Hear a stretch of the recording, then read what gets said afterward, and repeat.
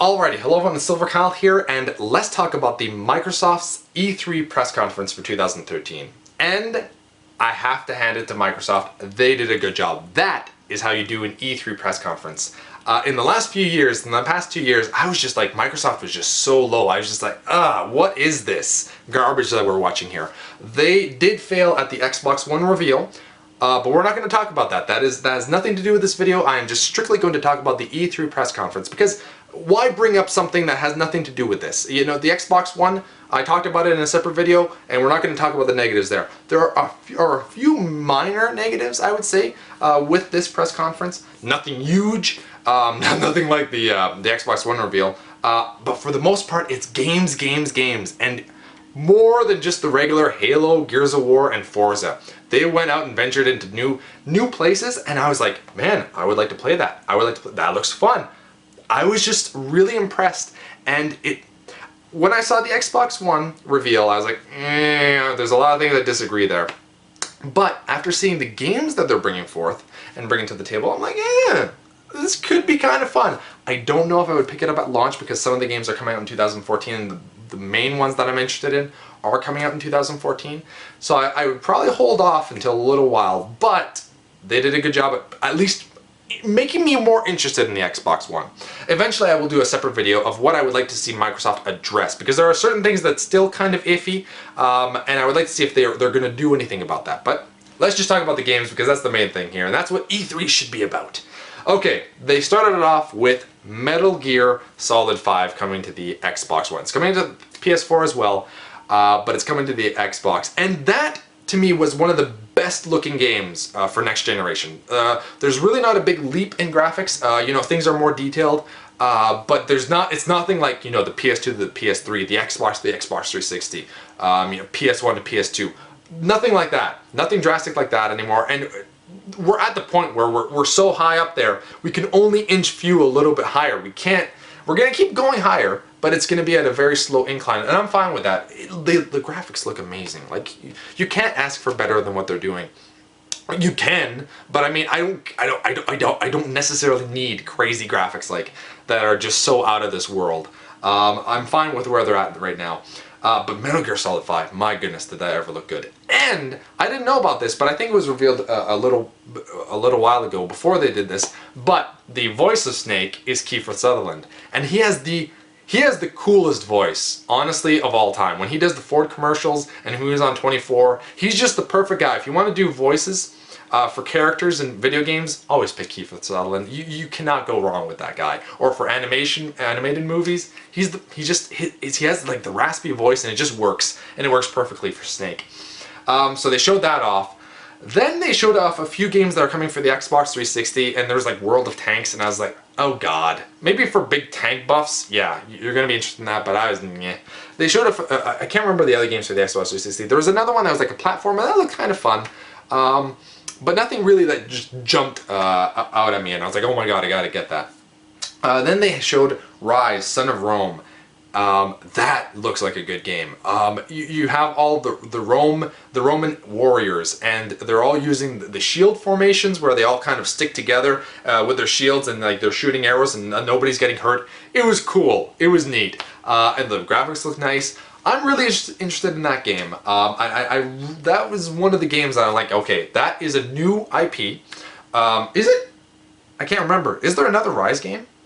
For some reason, I'm thinking that there might be.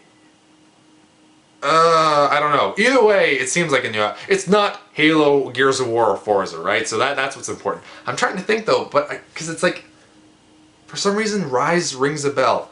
Anyway, if there has been, it's been a long time that it's been out, but I feel bad for even bringing this up. Anyway, it looks really good, and it's one of the... It's not one of the regular Microsoft, you know, series that they normally go to.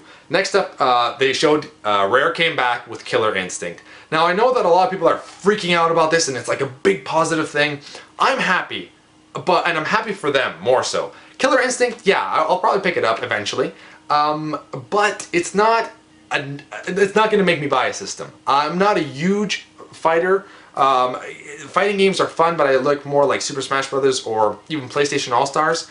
Killer Instinct is up there for, like, you know, it kind of beats, in my opinion, Street Fighter because it's kind of different. I like it, and it did look really good, but it's not a system seller for me. For other people it might be, but for me it's like, meh, I'll eventually pick it up. It did look good though. And I'm just happy that they brought it back, and they're putting Rare where they should be, making real video games, you know? That's what makes me happy. Finally they listened. And they actually said that too. We listened, you wanted this, and we gave it to you. Next is from the Insomniac crew, which worked on the Ratchet & Clank games and I think Resistance. I think that's who they are. They're I guess Microsoft exclusive now. Whoever they are, they're not Insomniac anymore, but it's like the head developers or something like that from with Insomniac.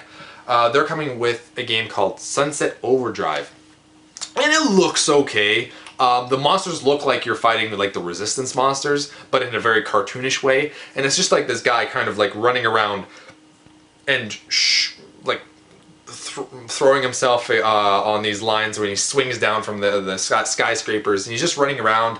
And it looked kind of cool, but very cartoony and not exactly. I would like to see more. I would like to see actual gameplay, because I don't think they showed actual gameplay. They might have, but I don't know.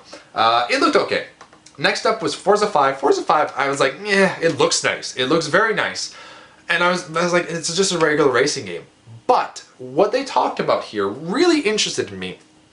It piqued my interest, and I was like, oh, what are they doing here? What they're doing is, when you play the game, they're using the cloud memory to get used to the kind of a player that you are. So when you're playing a game and you always take this shortcut, you always do this shortcut, and at this certain time you always play dirty, and it kind of figures out how you play the game, and then once you're done playing, it takes that memory, and every time that your friends want to play against you but you're not online, they will create this cloud version of you, this ghost of you, or shadow, if you will. And you can race against, like, if I wanted to play against my brother, but my brother wasn't online, I can play against their cloud memories version of him, as in, it'll act as if, like, it'll be as if I'm actually playing against my brother, because it's gonna think the way that he does because of all the games that he's played. And I thought that was, like, that is a neat idea, and I'm really for that idea. I don't know if it's ever been done before. I've never heard of this before. And I think that man, and they were saying that this is beyond AI, and I agree. This is like the furthest that we go. This is the next step in gaming, in my opinion. If they can do that for every kind of game, wow, that is going to be impressive. I really want to see how well they're going to integrate it, and how, if it's like, no, that just feels like a normal AI. That doesn't feel like my brother at all. Or am I going to go like, wow, it actually feels as if I'm playing against my brother, even though it's not him. I thought that was a really cool idea, and that makes me kind of even want to play Forza. Good job, Microsoft, and the Forza guys. Next up was Project Spark. Project Spark, to me, kind of reminds me of Little Big Planet and Minecraft. Also, Minecraft is coming to Xbox One, and there's going to be more stuff. I'm like, okay, whatever. Minecraft is awesome, but I mean, it's Minecraft. We have it on everything else. Although they're adding, apparently, more stuff to Minecraft for the Xbox One. Cool. Whatever. I just wasn't super excited. Project Spark looks interesting. It looks to me like it's a Little Big Planet ripoff, but better. I know I'm probably ticking off a lot of Little Big Planet fans here, but Little Big Planet, cool idea, but wasn't integrated the best way, in my opinion. I find that when you're playing, the controls feel clunky, and when you're running around, the Sackboys, they kind of swoosh, and it doesn't feel right to me. Cool idea, they can build your own levels. I haven't played Little Big Planet 2, only Little Big Planet 1. So maybe there's more integration in that game, and there's better options and all that. But this looked really fun. You kind of create your own worlds, and then you battle in them, and it's more in an RPG style. So it really caught my attention, as in, like, it's like you can create your own, for example, little Skyrim world, where you fight against goblins and you have like this town. It just looked really cool, and you can make the mountains and all that stuff. It looked really interesting, and it caught my attention. So that's one game that I would actually be interested in. Next up, they talked about Microsoft points going to real money. That is a positive. because you don't want to have an extra few points left around, and you don't know what the conversion rate, because it's like 1,800 points for so much. It's just stupid. Keep it to, you know, $10 is $10. You know, that's how I like. That's what I like to see. So that's a positive. Next up is Crimson Dragon, which is from the creators of Panzer Dragoon, and this was one of the things, is that there was no audio, but the fans really received this well, and there was big applause at the end because it was like, you know, you're running around as a dragon. It looked fun. It's too bad that the audio wasn't there, but it got a big applause at the end, and I liked that the fans showed their appreciation for it even without the audio. That was really nice on their part. Next up was Dead Rising 3. Dead Rising is a cool game, but it's kind of like a quirky little game. But this is like a very more open world, and it seems like there's a lot more zombies, and it's just the next step of what you could do in Dead Rising 3. And it looked fun. You know, they were driving a car and they were smashing a bunch of zombies, and then the zombie that was holding on, because he slowed down because there were so many zombies that he couldn't run them over as fast as he possibly could. So there's a few that caught on to the car, and then they were trying to get him out of the car. I was like, that looks pretty fun. Next step, not necessarily a system seller, but still cool looking. Next up, Battlefield 4. I actually wasn't that impressed with Battlefield 4. I felt as if the trailer that we had for Battlefield 3, I was pumped for Battlefield 3. Battlefield 4 just seemed like Battlefield 3.1. It didn't seem that impressive, and I was expecting it to be odd, but I just wasn't. Still looked fun, I expected more, I think, from that. Granted, I didn't see it in, like, you know, 1080p crystal clear. I would like to see more of the levels. I'm still probably going to pick it up eventually. I just don't know. I expected more, and I wanted to impress me more. Next up was a cool little indie game, I'm figuring, called What Lies Below. And this was, you're a very small character. He's so small. Like, I'm talking, like, this is the entire screen for the game, and you're this big, and you're just running around. And you get this sense of that everything is huge around you.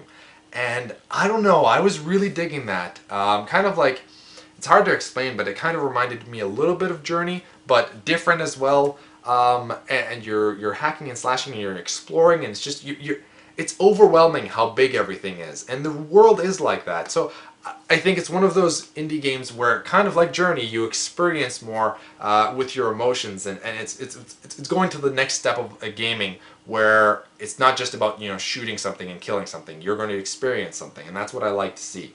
So that's one of the main games, and it looks like it's just an indie game, which is cool. Next up, they showed this guy. They showed a trailer, and they showed this person in, you know, all big cloak, and it looked, and they're in the desert, and they're walking, and then it's like there's magic going around, because the earth is kind of, there's like a little earthquake, and stuff is moving around, and you're like, oh, this is gonna be something like Diablo, right? But then you see the hand, and it's a glove, and it's got a little bit of green on the glove, and it's holding dog tags, and I'm like, I think I know what's gonna happen here. And then the hood blows over, and it's Master Chief's helmet, and I'm like, Halo. I don't know what they're doing with the cloak. I think that has nothing to do with the actual game. If it does, that's awesome. I have no idea why Master Chief is wearing a cloak in the desert. I mean, it kind of makes sense, but I mean, it's weird. But I think that was just to throw us off, to make us think that it's going to be like a mystical fantasy type game, but it was actually Halo. And they didn't specify anything. It was kind of just a tease that they are coming out with a new Halo game. In 2014 is when it's coming out, and did they call it just Halo for Xbox One? It wasn't Halo 5 specifically, just Halo for Xbox One. And there was this big giant robotic, almost bug, it seemed, because he's just massive and a bunch of arms. He looked cool. I'm just happy that Master Chief is coming back. I am a big Halo fan, and even though that, you know, they make only Halo and Gears and Forza games, I'm still happy to play Halo. I just want more. The thing is that I don't dislike these series. Well, Forza I don't really care for, other than Forza 5, because they look kind of interesting and different. But I want to play these games, you know, Gears and Halo, but I want to play other games as well that are exclusive, and that's what they seem to be doing with Xbox One. Next up is a big thing for a lot of people here. Excuse me, I'm losing my voice. and that is the price tag and when it's coming out. November 2013 is when the system is launching, which I think everyone kind of assumed. And also the price, and that's $499, so 500 bucks US, and I think it was like 429 pounds in the UK, and I think 500 euros. I think they said specifically, I don't know, 500 bucks in North America, and I think that this is what a lot of people were expecting, but they want it to be lower, and I think this is one of the bigger negatives from what I've been reading about the press conference, is that people want it to be lower. But honestly, yeah, okay, you know, the Wii U is cheaper, but it's more like, the Wii U is honestly like an upgraded PS3 or Xbox 360. It's like in the middle of a PS3 and a PS4. That's where the Wii U stands. It's the 3.5 instead of a 4. I don't know. And it's cheaper, but it's a less powerful system. Whereas the Xbox One, and I assume the PS4, they're going to be around the $500 mark. And it's what I expected. I would love for it to be lower. $400 would have been perfect. That would have been the nice sweet spot. But it's not. That's a big negative for a lot of people. And I understand completely. That's one of the reasons why I might not be picking it up, is because I want to get the PS4, depending. And I don't want to be shelling out $1,000 just for 2 systems without any games, right? That's one of the main reasons. So I completely understand if you're upset with this, but don't be like crazy upset. I mean, the PS3, wasn't it like $700 or $800 when it first came out? I know it was crazy high. And last but not least, and this is one of the games that I'm most excited for, more so even than Halo 5 or Halo for Xbox One, and that is Titanfall. This game looks fun. It kind of reminds me of Halo meets Battlefield meets MechWarrior. A lot of stuff in there. It's a shooter that's takes place in the future, and you suit up, and in the suit you're able to glide from one ledge to another, and you're just zooming by. You know, you'll go up, you'll be running, and you'll see a building. You'll jump to the building to the side, and if you're not, and you'll hit the wall, and you'll keep running. You'll just glide from the wall, like Prince of Persia style almost. And then you'll jump again, and then you'll have like a little jetpack, because if you don't, the wall, the building was too far, and you're jumping and you're starting to go down. You hit the jetpack, and it looked like it did that, and the guy just went psh, and he was able to go, and then he was running again. It looked cool, and you're just gliding on these walls, and then you're running around and you're shooting a bunch of stuff, and it looks like Battlefield kind of, but also like a more futuristic Battlefield. And then also you can get into these big MechWarrior style robots, and my goodness, that just looks freaking wicked. And there's a lot of very cinematic jumps where he's going on and he's grabbing onto these MechWarriors and he's like shooting them, and you're grabbing on. It just looked really fun. So I'm really digging that game, and that's probably the biggest game for me out of everything. I'm just going to quickly look at all of them that I'm most excited for. I think Titanfall just really did a good job. Another one that I really liked was Rise Son of Rome. Forza 5 I think was cool, but I'm not super excited for the game. But I think that what they're doing is really neat. What Lies Below, really cool. That just seems really fun, or different anyway. And so overall I'm very happy with what Microsoft did. It would have been cool had they brought back, you know, Banjo-Kazooie 3. An official one that is more like the older games, but Killer Instinct I think will please a lot of fans, especially the fighting community, and everything else. Halo's coming, but it wasn't the center of attention. They didn't talk about Gears at all. Forza 5 is coming back. You know, Forza, that was a big thing, but what they're doing with it is cool. And then they have what was it? Dead Rising 3. We haven't seen Dead Rising 2 in a while. Titanfall, new IP. What Lies Below, new IP. Crimson Dragon, technically a new IP. Project Spark, that's also a new IP. I think Rise Son of Rome is new IP, but I think that I've seen a game called Rise, but it might not have anything to do with this series at all. So I don't know. Killer Instinct coming back. We haven't seen that in I don't know how long. So a lot of cool things here. A lot of exclusives and a lot of games. So good job, Microsoft. I'm very happy with you. Let me know in the comments below what you thought about Xbox One, and I'll see you all when I talk about the Sony press conference. You've been bearded in. Beardage!